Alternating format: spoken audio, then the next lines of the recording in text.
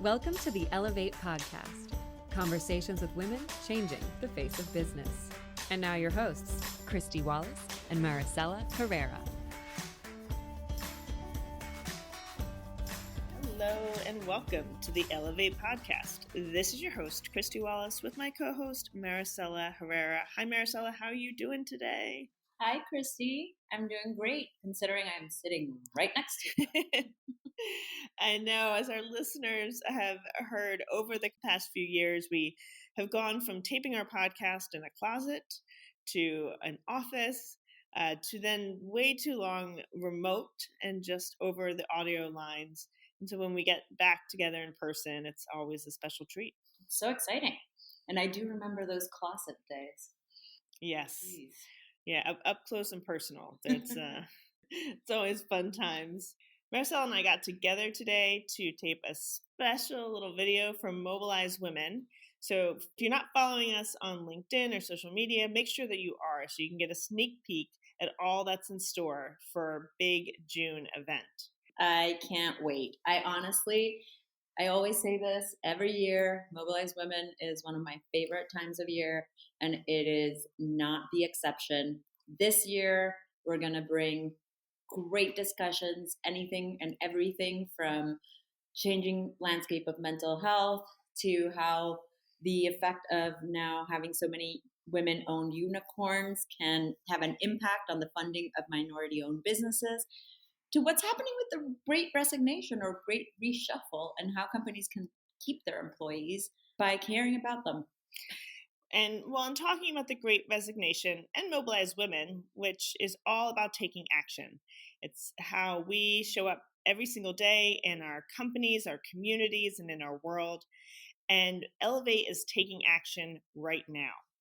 We are currently working on our Ellevate Her Forward Fellowship, where we want to give you and special people in your life who have been economically disadvantaged during this time, maybe out of work, starting their next gig, looking for the next opportunity, the access to all that Ellevate has to offer.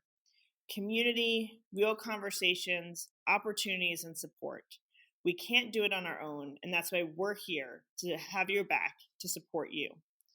We're honored to work with Skillsoft on this fellowship to support as many women as we can getting back to work and tapping into the Ellevate network and Skillsoft resources and community. And we encourage you to apply. Maricella, how would you go about doing that? Well, go to elevateherforward.com. There's two ways you can get involved with Ellevate Her Forward. If you have the means and if you are able to, you can donate to the fund. It is a fellowship granting fund.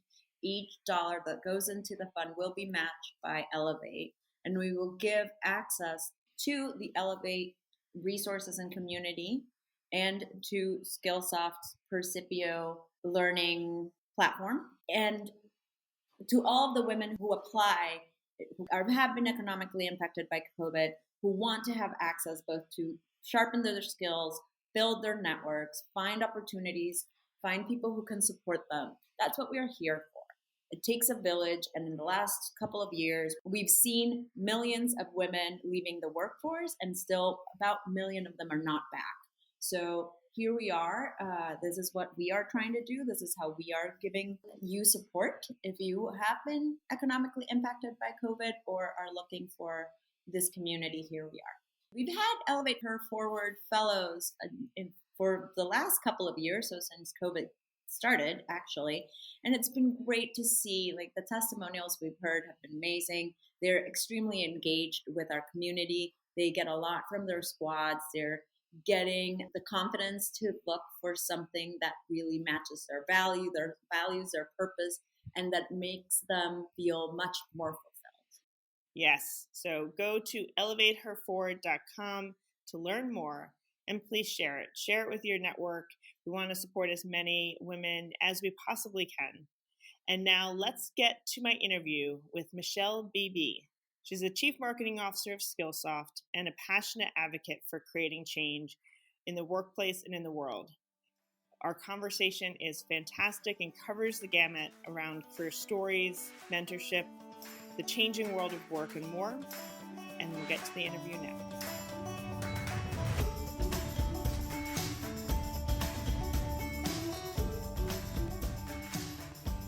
Hello, Michelle. Welcome to the Ellevate podcast. It's great to have you here. Well, hello, and thank you for having me. I'm so excited. It's interesting because I host my own podcast, and to be a guest on someone else's is a real treat.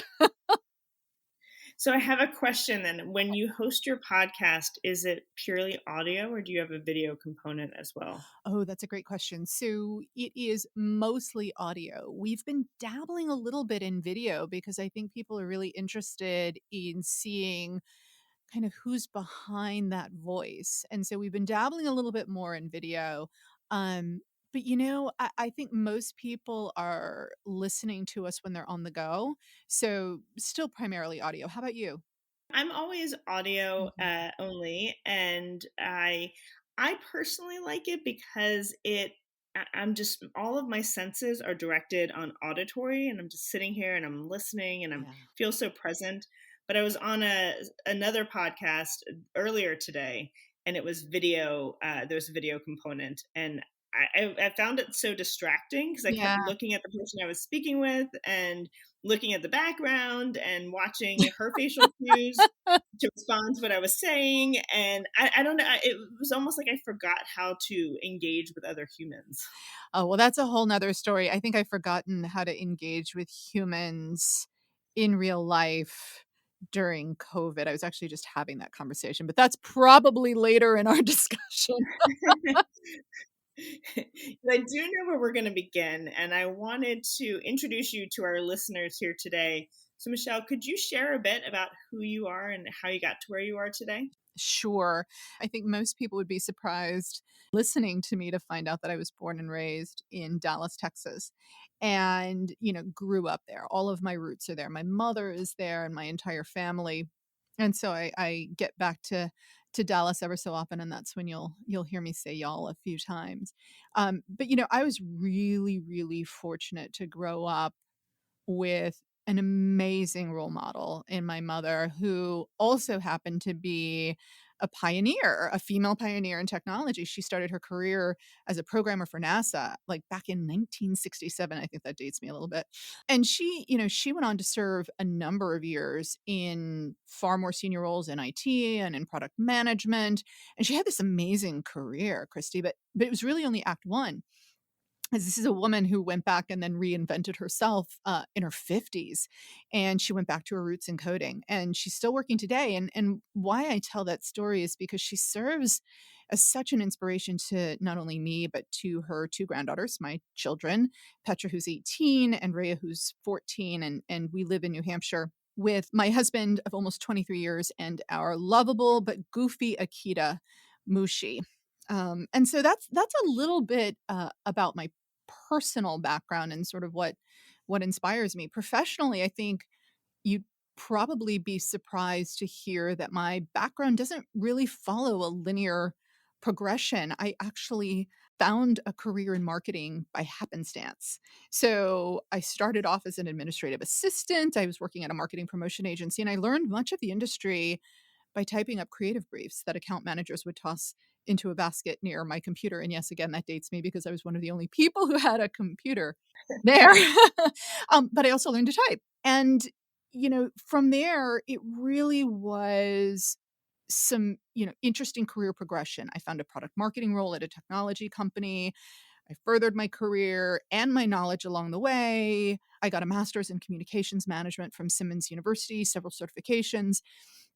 But if there's one thing that I would say about my career is that it's always been focused on that intersection between technology and marketing, whether you're talking about networking software, Bluetooth devices, workforce management, cloud, AI. But more than that, I've been very fortunate to work in industries and in companies that focus on using technology to improve people's lives and work, right? So whether that's the weather company, which I absolutely adored. I was the vice president of B2B marketing there, or where I was the chief marketing officer of IBM Watson, and served as the shepherd and the steward of arguably one of the world's best known B2B brands. And it was a wonderful opportunity to be able to lead the marketing for artificial intelligence products and solutions. But I also had perhaps one of my most satisfying moments career-wise as part of IBM's Women in AI program, where we celebrated and we acknowledged women who were making a difference at IBM, or women who were making a difference in AI. And then from there, I joined Skillsoft, and that's where I am today. We're a company that helps people grow and workforces transform through learning. I love your story and really appreciate you mentioning that it's not a straight line, because I think it's an important aspect of careers that we want to share with our listeners, that there's no one perfect way to do things or one straight line. But what I do think is important is finding that purpose. And when you share your story, even starting back with your mom and her career in technology, and then now, you clearly have a passion for the why. You're great at the what and what you do, but I'm sure it makes it a little bit easier to be a successful marketer when you're passionate about the impact of the work, when you're passionate about how technology changes lives, and how the work at Skillsoft is really helping people to achieve their dreams and to accomplish all that they seek. Where, beyond your mother, like, where does that passion really come from? I mean, you tell your story, but, or maybe it's more about, like, how does it manifest itself? I mean, does this get you out of bed in the morning? Are you just so jazzed about what you do? I'm really intrigued with how we find purpose in our careers. Yeah, so this is a wonderful question. And, for me, it's interesting because I just had a conversation with a young woman that I'm mentoring, whom I'm mentoring. And we were talking about those moments of transition, or when you come to that fork in the road, or you've got this pivot point and you're trying to figure out what to do and where to go from a professional perspective. And I shared with her the three questions that I ask myself when I'm at that fork in the road, or that moment when when I'm considering or contemplating a transition. And the first question is, do I love the organization that I'm working for? Do I believe very strongly in what this company does, right? Is the work they are doing meaningful? And the answer always has to be yes. That's a non-negotiable. The second question I ask myself is, do I like the people with whom I work? Are they good people? Are they good humans at the core? And are they aligned to the purpose and mission of the company? And that too is a non-negotiable, right? So that has to be yes. And then the third question I ask myself is, do I like the role I'm in? And that's, Kristy, where I think there's a little bit more wiggle room, because we don't always love what we do every single day, right? The job is, sometimes there are things that we have to do that we don't love doing. But if the first two answers to those questions are yes, right? Do I love the company and what they do and do what they stand for? And do I like the people I work with? That third part will come and can come. And it gives us the opportunity to say, I might not like what I'm doing at this moment, but I believe very strongly in what we do, and therefore, and the people I work with. And therefore, I'm going to try and figure out how to make this role more mine. I'm going to figure out how to make this, take this job and do more with it, and perhaps maybe move within the organization, or find something that I'm really passionate about and stretch myself in this particular role. And I think that's, you know I don't know if it's just part of who I am or part of my DNA, but I will say that there are sort of three key themes that I've learned about myself throughout my career. Number one, I've always been fascinated by the impact that technology has had. I mean, without a doubt, on our daily lives and at work. And I think part of that's working in the tech industry. And I think that there's so much value in learning and embracing new technology, because it's going to benefit not only you, but the organizations for which you work. So that's number one, right? This impact of technology. The second thing is, and I think this is where a little bit of passion comes through, I have been and am always a lifelong learner. And I have always put a focus on learning, not just because I work at Skillsoft, but because it has been an enabler for me. It has been the way that I have been able to grow my career. And it has allowed me to make moves that I didn't think were possible. And, look, sometimes it's hard, right, when we learn new things, and sometimes we have setbacks. But I will tell you, even in those moments where I'm challenged and I find myself struggling with something, eventually when I emerge on the other side, I've learned something and I've grown, and I try and embrace that. And then the third thing, this third key theme, is really around corporate social responsibility. And something that I've learned, and I would say is just so important, is that you don't have to sacrifice a paycheck to do good in this world. You really don't. You can have a job that is meaningful and valuable and doing great things for people and still earn that paycheck. And I'm really, really passionate about the work that I get to do at Skillsoft. We unlock doors to possibilities through learning.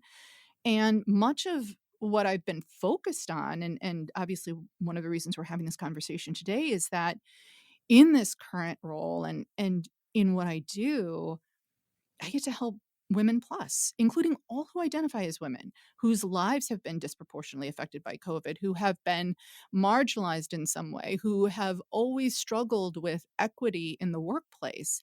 And so, I try and find meaning and purpose, Christy, in everything that I do. Thank you so much for that. And I can feel that meaning and purpose that you found here. One quick follow-up question, because I'm Yeah. sure that this is top of mind for our community and really dovetails with what we're going to be talking about next. Mm, Just as you're approaching this, finding that organization that mm, has the right, values and purpose and impact with the people that you want to work alongside of, that you can grow and learn. When you go into that initial interview or you go through that mm. process before accepting the role, are there specific questions you ask of the organization to help validate, if this is the right place? And I know, yeah, we have to kind of fully dive in before we know for certain. But we have so many in our community right now who are in transition or who are, going for that next role. Mhm.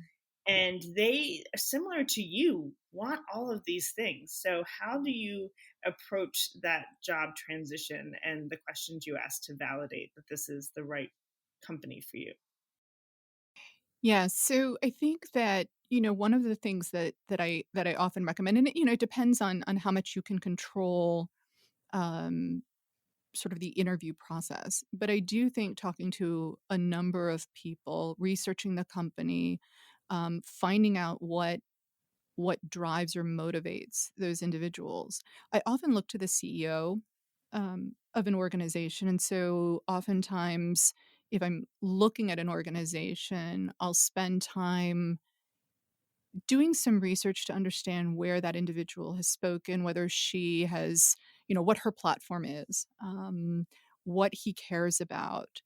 And I find that so much of an organization is their ethos is driven from the top. And so for me, the most important thing is to make sure that the leadership of that organization is aligned to a strong set of core values. And so the best question, the most important question is, what do you value? And the individual with whom you're speaking, regardless of what role that person is in, that person should be able to tell you what those values are, what that company stands for. Because most importantly, you want to make sure that when you're entering that workplace, that those values align with what's important to you, and that the company you work for is one in which you're going to not only derive value, but also gain gain meaning from. Because ultimately, if you go and you have a job that maybe you like, but there are things about what that organization stands for that just don't align to your own values, it's going to be hard to stay. And so that's the most important thing that you need to figure out. And it goes back to those questions that I ask myself at every pivotal moment. You can ask in an interview, or you can ask yourself as you take that interview, does this company, um, what does this company value? And Does it align with what I think? I'll tell you, my first job, and when I was the administrative assistant at that marketing promotions agency had customers or clients that were focused in both the alcohol and tobacco industry, and those values didn't align with mine. And I couldn't find myself staying there very long because I felt like this was something that I didn't want to be doing. I did not want to be promoting either alcohol or tobacco in this world. And so it was one of those moments where I had to go find another role and move on because again, the company's values didn't align with mine.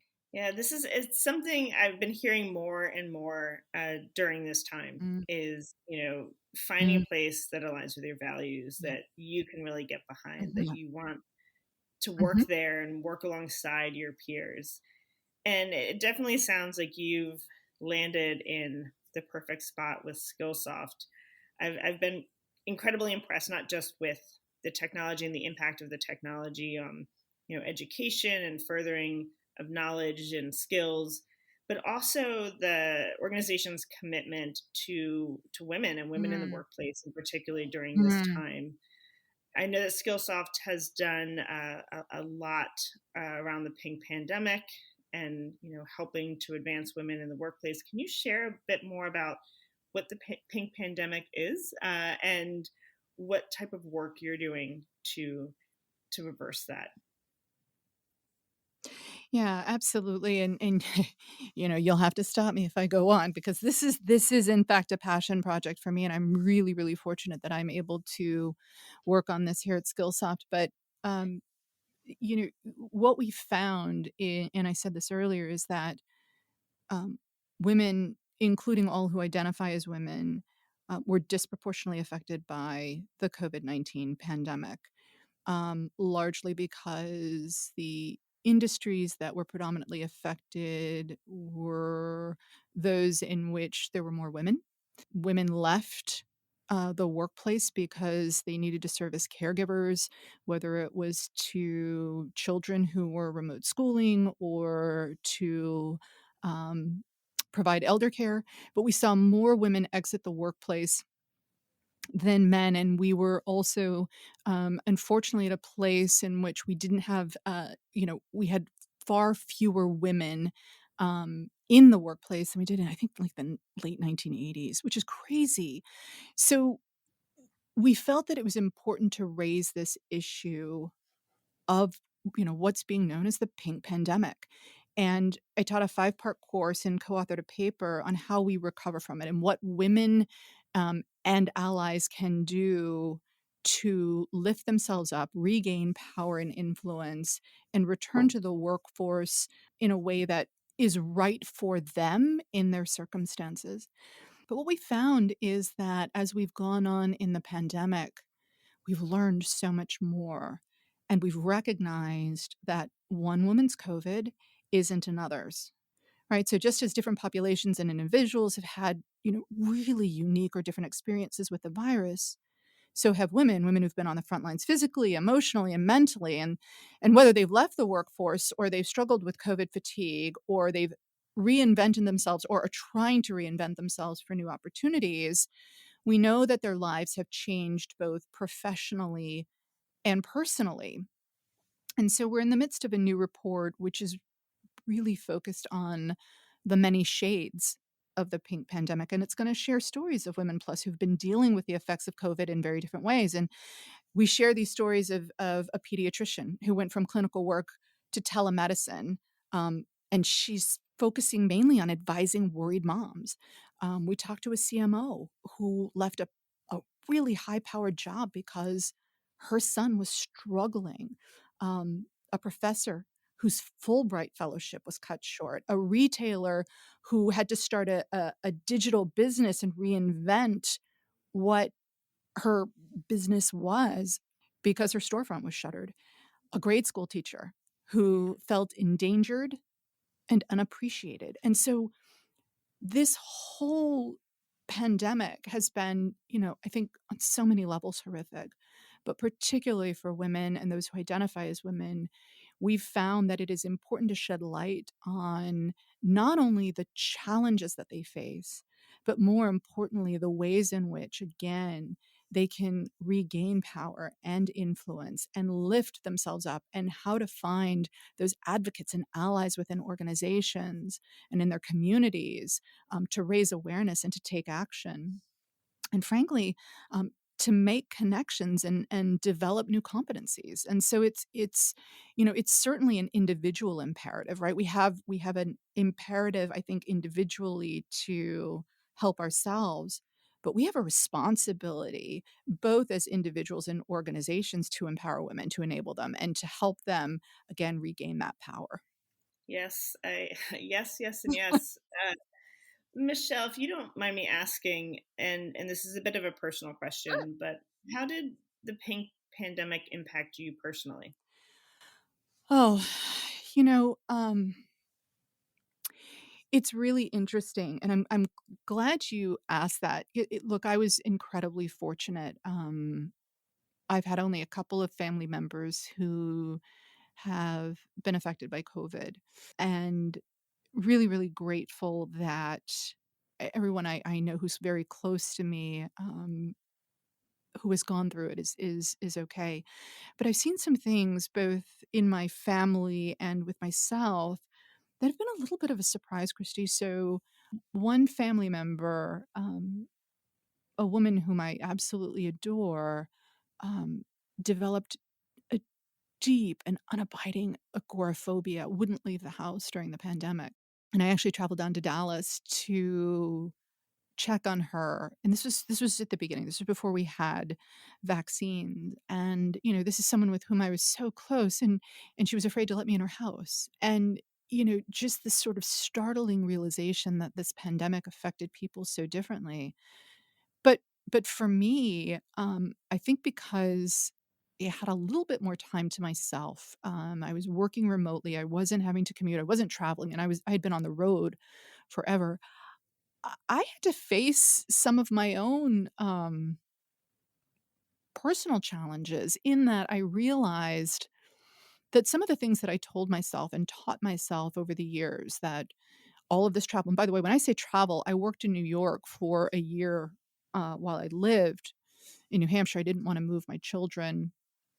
And, I justified all of this travel and all of this work, by saying it was quality, not quantity, and that my children would appreciate that I was, doing all of these things and serving as a good role model. And I realized that it was kind of a crock. I was selling myself a really big lie, because when the pandemic hit and I spent more time at home, and I got immersed in my kids' lives in a way that I hadn't been before, I recognized that I had missed out on quite a bit.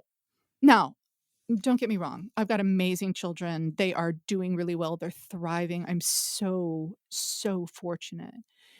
But it was something that hit me, Christy, like a ton of bricks, because I had really been fooling myself into believing that I had done the right thing by my family. And look, I'm not going to regret anything that I've done. I don't think that we should look back with regret. I think we should look ahead. But it did change the way that I approach my time and where I spend it. And I have non-negotiables now, things that I will not do, because it would have a detrimental impact, I think, on my family going forward. Thank you very much for sharing that. And it's something that I can really associate with, Mm, and I know our listeners can too. And if I can also share, I mean, it was similar. I you know, um, having children that I cared for, and parents that I was worried about, and mhm. grandparents I was worried about, and siblings who, were still frontline and working out all the time, and just what was happening in the world. And, it's just, you talk about doom scrolling, and in your brain, Right? you're just kind of like, what about our health? What about Mhm. our mental health? What about our education? What about all these things? And I have three young children, and yeah, suddenly went from, the easiest way I can talk about it, is that we had lived very compartmentalized lives, which is, we can talk more about the things that don't work in our current workplaces, where things, even in mine, which is so much more progressive and focused on, creating progress and change. But we are conditioned to be compartmentalized. And so I would leave the house and I was professional Kristy, and I would come home and I was mom Kristy, Yeah. with some professional thrown in, because we now have phones attached to us, no longer those desktop computers we talked about before. So you never leave your work. And I went into a place where I was now 24/7, professional Kristy, caregiver Kristy, doctor Kristy, educator Kristy, all of these things, all of the hats. And it's a tough place to navigate. And what really resonates with me about your story is where you then take stock of, okay, how was it before? How is it now? How do I want it to be in the future? Right. And how do I create those guardrails and be intentional about what success looks like, and hold on to the amazing things that came out of this time, like more time with our families, or maybe a deeper understanding of first grade math, and and forge a new future, right? And so that's where I'm so hopeful, is that we've been in response mode for so long. We didn't even get into what it was like being a manager, leading a business, where feel like you're being so reactive, so much in response, to now, I think, this time of forward looking. Okay. I'm no longer in the responding to everything. I'm planning, I'm strategizing, I'm making moves, and I'm making progress. And so as you talk about the pandemic and all that brought, now is the time for organizations like yours and the work you do, for organizations like Ellevate, to really come together for all of these women who have been disproportionately impacted in a myriad of different ways, and help all of us move forward, make that progress, make that change, achieve our dreams, start that business, do what it is that we are destined to do. And I know we've partnered on making that happen. Yeah. Well, and I guess a question that I would ask you, Kristy, because I am equally as impressed by the work that you've been doing, but you've been doing this work since before the pandemic. How has the work that you've been doing with Ellevate changed as a result of COVID? And what are you seeing out there, and what are you hearing from your members? Where's the greatest need right now as a result? Oh, yeah. So I would say it's changed a lot, actually. I mean, tactically, we were doing 1,000 in-person events a year, right? So pivoting into a virtual space, which was very crowded and undefined.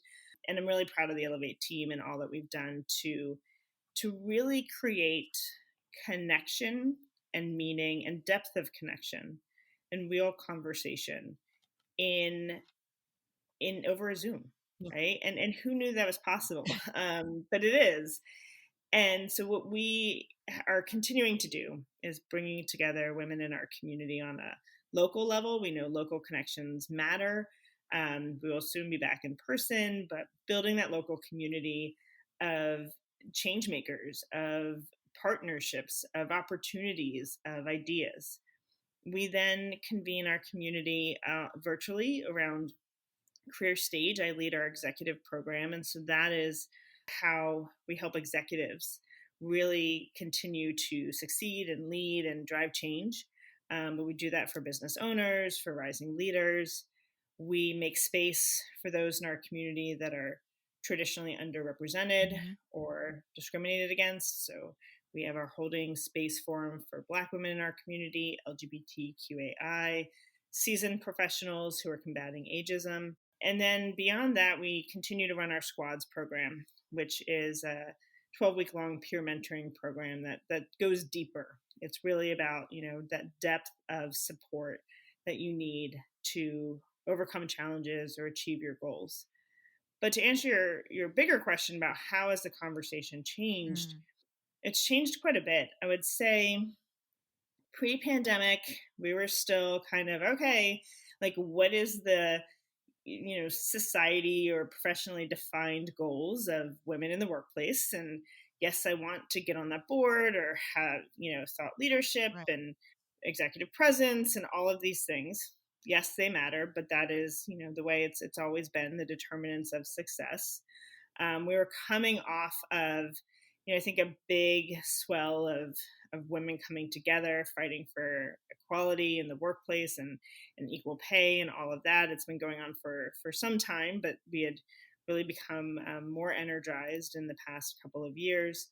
And then COVID hit, and it was like boom, right? And all you're seeing is we're moving backwards, and women, over 1 million women left the workforce. I mean, we're seeing industries dominated by women that are decimated, Mm. and it was a really hard thing, particularly for me and for women in the workplace, to feel that any progress, which had been hard fought and slowly won, was going backwards. Yeah. And so then the conversations in our community became more about, okay, what do we need to sustain it? It's exactly like you're sharing what you went through, what I went through. How do we just support each other to get through the day, to feel less alone, to feel connected, to feel inspired? And we talked a lot about, finding your purpose, which you've shared about too, and setting boundaries and managing uh, leadership and presence in a virtual space, managing teams with during a time of uncertainty and business pivots. But what I'm seeing now, as we are coming out of this period, is, I mean, I am blown away. I'm seeing, I mean, I'm not surprised, but I'm inspired, because what I'm seeing is women across the spectrum of business say, all right, now it's time to make change. Now it's time to take control. Mm. Now it's time to lead this business into the future, to be a better business for our customers, to be a better business for the world, to go after my dreams, to continue to move into the trajectory that I want to move into. And this is a momentum and a convening and a just, power that is inspiring, energizing, and exciting. And so the conversation's changing. We've seen so much in our society, from business structural norms to societal norms, that are wrong and unjust and need to be changed. And I believe women are those that are going to change it, and our allies as well. I love that. And that's so, it is so inspiring to know. And I think part of it is this sort of, you talked about reemergence, whether you want to call it reinvention, reemergence. I don't love the term great resignation, largely because I think what people are doing is reexamining the opportunities that they have in front of them. And I think they are able to now look and say, what's important to me, where I am at now, and what do I want to be doing in my life, both personally and professionally. And I think that we have an opportunity and a responsibility to help each other build new pathways to a more equitable future, one in which we can, again, not only do good, but also earn a paycheck. And I think that, for me, one of the things that excites me is that I'm in a role in which we can provide tools for women who want to grow their skills and are looking for opportunities in those high demand um, careers, where we have a skills gap, where we can help, I think, by investing in not just resources, but investing in the careers of women who are already in the workplace, and creating forums and connections for people in our workplace. We've started a series of employee advocacy groups within Skillsoft, and I will tell you they have been remarkable in terms of helping to create those connections in a world where I think social distancing has caused emotional distancing, and we are not as connected to the organizations that we've worked for. And so it's really, I think, important both as leaders, but also as organizations to create these opportunities for everyone, women certainly, but everyone, to be able to pursue their passion and also find a really strong career path. And that's something central to the ways that we've come together as Skillsoft and Ellevate is through the Ellevate Her Forward program. We've seen, as I mentioned, over 1 million women losing their jobs, their economic opportunity, their, dreams and future and impact during this time. And we want to change that.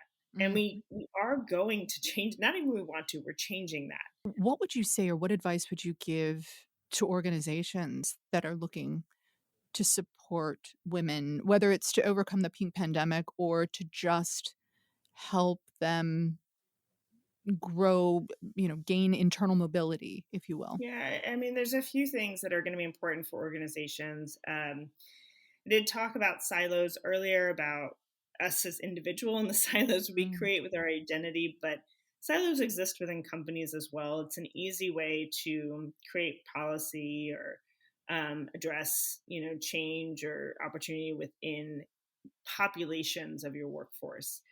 But first, companies need to kind of break down those silos. It's not just how we support women, but how do we support Black women? How do we support LGBTQAI? How are we supporting our aging workforce? How are we supporting transgender workforce or those with different abilities or disabilities? I mean, you have to really meet your workforce where they are. What are the experiences they're having, the challenges they're having? What are the ways you can best help them feel not just included, but that they succeed?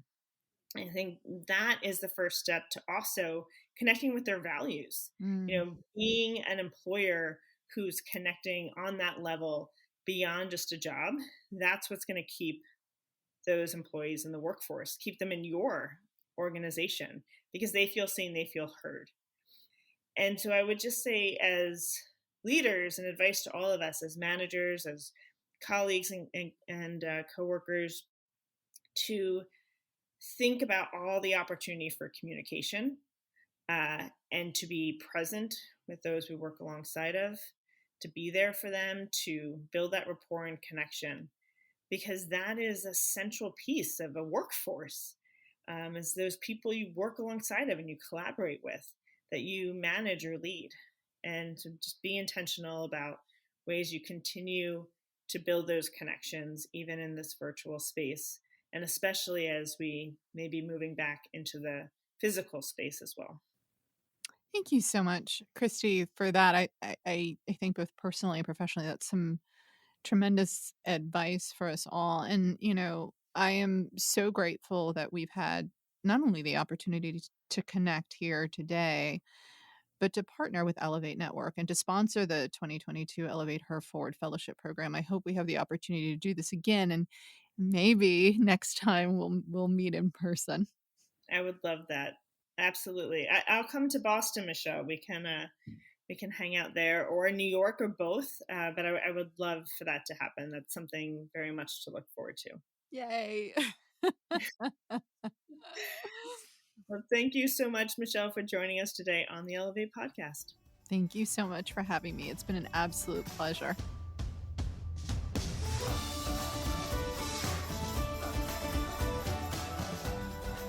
All right, Maricella, what did you think about my conversation with Michelle BB?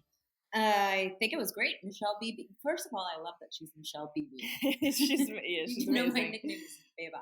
Yeah. But also, I thought it was great. She's fantastic. She's so smart. And I really appreciate what they're doing at Skillsoft and how they're really supporting people building their skills and knowledge. Yeah, and definitely has been able to marry her passion with her career, finding workplaces that are changing the world. And that's what we're doing here as well with Ellevate Network and our Elevate Her Forward Fellowship. To all of our listeners, just a reminder, you want to go to elevateherforward.com to learn all about what Ellevate and Skillsoft are doing to support women in returning to the workforce. If you have the means, we would love for you to donate to this effort so we can support more women. And if you are looking for a community like Ellevate that can help you succeed, please know that we are here for you. The fellowship includes so many great things, not only our local communities across the world, the Squad's peer mentoring program, but also our roundtables. I host our executive roundtable where we're going to be talking about intentional strengths-based leadership. We also have a roundtable for career changers, talking about aligning your purpose and your career. These are now on Wednesdays. Our business owners will be talking about mastering the art of high ticket sales. We know how important that is as you're building your business. And Maricella, what are you going to be covering at the next Rising Leaders Roundtable? And I lead the Rising Leaders Roundtable every Thursday, and we're going to be talking about how to engage your workforce so they stay. All right, so covering all of the skills we need as leaders, managers, and those who are building businesses and building careers. Learn more at elevatenetwork.com or go to Elevate Her Forward to apply for the fellowship or to support this great effort. And please spread the word if you can. If you know someone that could use Ellevate, send them to Elevate Her Forward. Share it on your social media. Share it wherever you want. The more, the merrier. So we're going to end with our special firsts section. This is Women's History Month. And if you have been following our newsletter, you know how much we want to celebrate firsts and women who are breaking ground, breaking glass ceilings. We've been talking a lot over the past couple of years about those glass ceilings that seem impenetrable, but that's not true. Every day we're making strides, and we want to celebrate that and use it as momentum and a catalyst for change.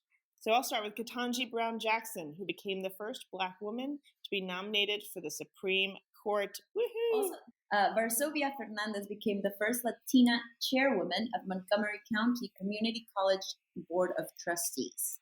Laura Young became the first woman to join the New York Giants coaching staff. We've been seeing a lot of women. Sports. Yeah, women I know, in sports. it's exciting. Robin E. Hannigan was named the first woman permanent president in Ursinus College history. Sukla Mistry became the first woman director of the Indian Oil Board. She'll be taking charge of refining operations of India's largest oil refiner and fuel retailer. What a time. Yes, seriously, much needed. Commander Billie J. Farrell became the first woman commander of the USS Constitution at 224-year-old warship.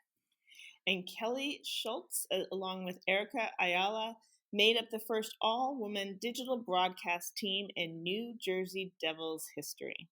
So join us back here next week as we celebrate more firsts and more women changing the face of business, who are leading with their careers, with their purpose, and leaving that lasting impact on our world.